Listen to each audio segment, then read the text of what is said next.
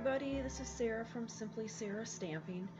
Today I want to show you how I sponge the background onto this card right here. I posted it probably already a week or so ago, and I know I've been asked how I do it exactly, so I am going to show you how to do that.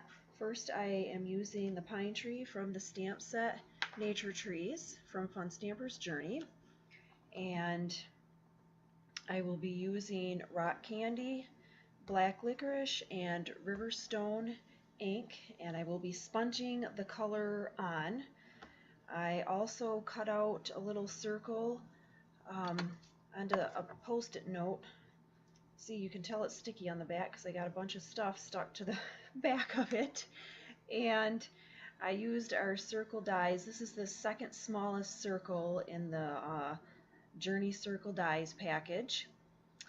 And I think that's all I have to show you, so let's get busy and start sponging the colors onto my card. I have Whisper White cardstock, and I guess before I do the sponging I should probably stamp the trees on. I honestly don't remember if I stamped them before or after I did the sponging. I think I've done it both ways. I really don't think it's going to matter a whole lot. It's going to probably be a little bit more muted if you stamp it first and then sponge over it.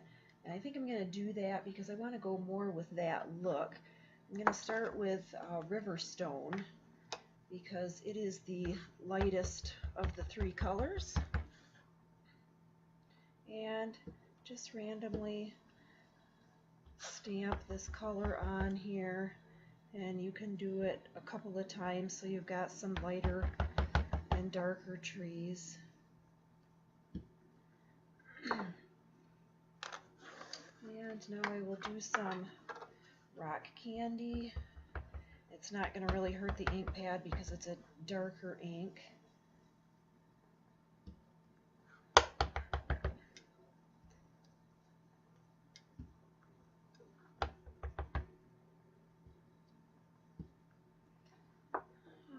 Alright, maybe do just a couple in black licorice.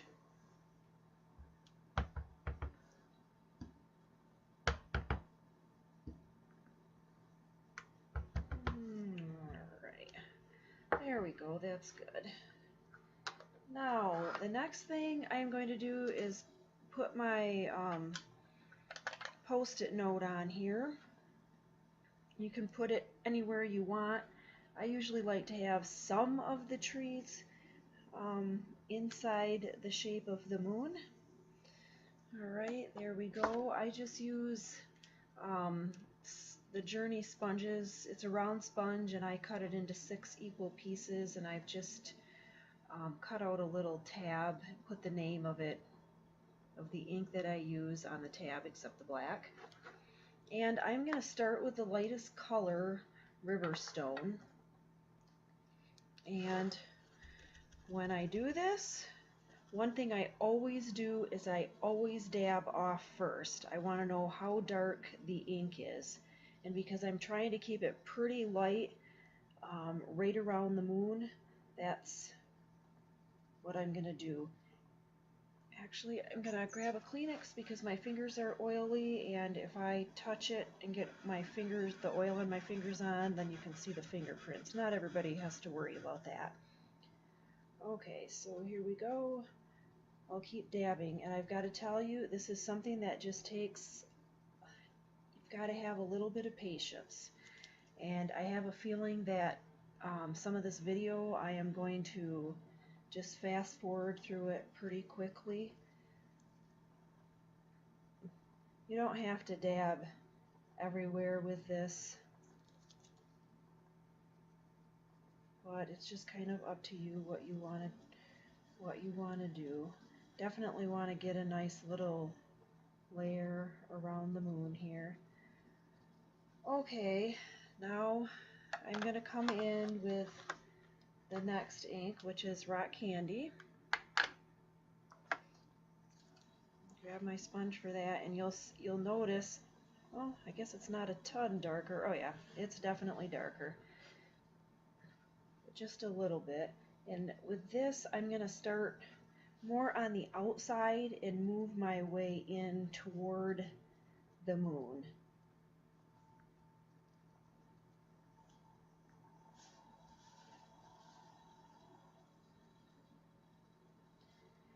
And I'm probably going to stop talking right about this time so I can just fast forward the video and you're not missing anything that I'm saying.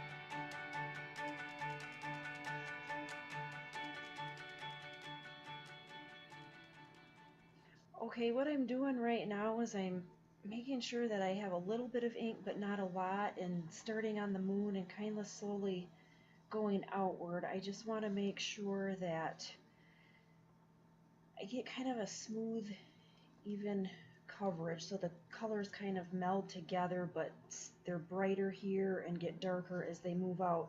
And I want to keep this a little bit brighter than the rest of it right in this area. Got a bit of a blob there, so I'll probably have to make the rest of it darker just to color that in a little bit.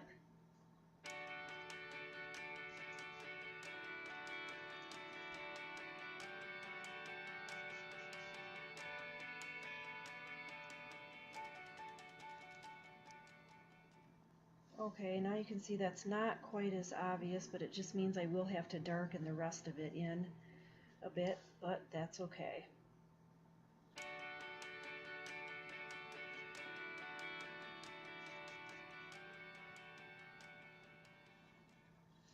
Alright, now I'm going to add my last color, black, and that you definitely have to be a little bit more careful with. As you can see in this card, you can definitely tell where I have it in the very corners here and along the edge. I didn't really even brush along the top there. I might with this one a little bit just because my moon's down a little bit farther.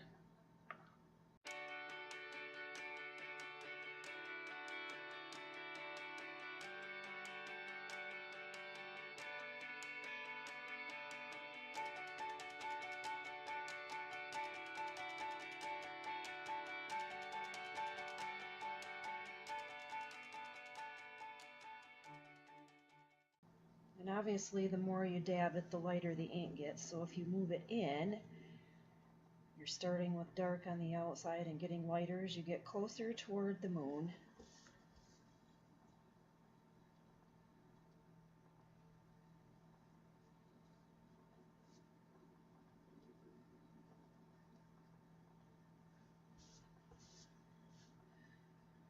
Alright, I think I'll just do a little bit more down here. I think I like how that turned out. I like how it's definitely darker there and still it's got the light there. Okay, there we go. I will go with that, and now I just need to peel the moon off. Look at that. Okay, on my original card, I did sponge just a little bit of that lightest gray in there, the river stone. So I think I'm going to do that again. Oh, I don't have any on here. So I want to make sure I hardly have any on there. I just don't want it to be too bright and white. There we go.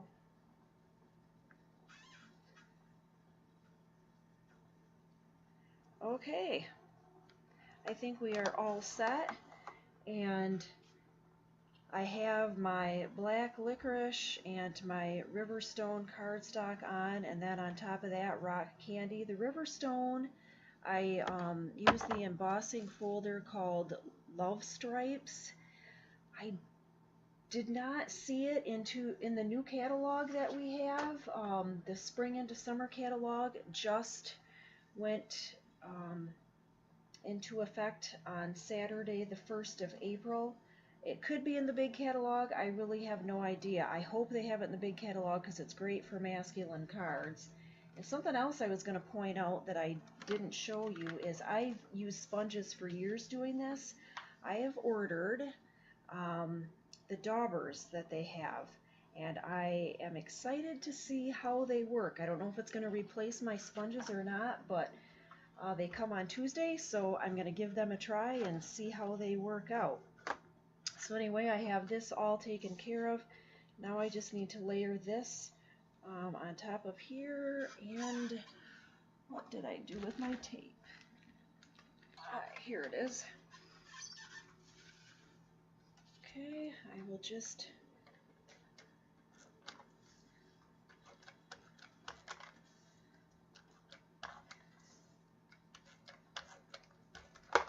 tape this on.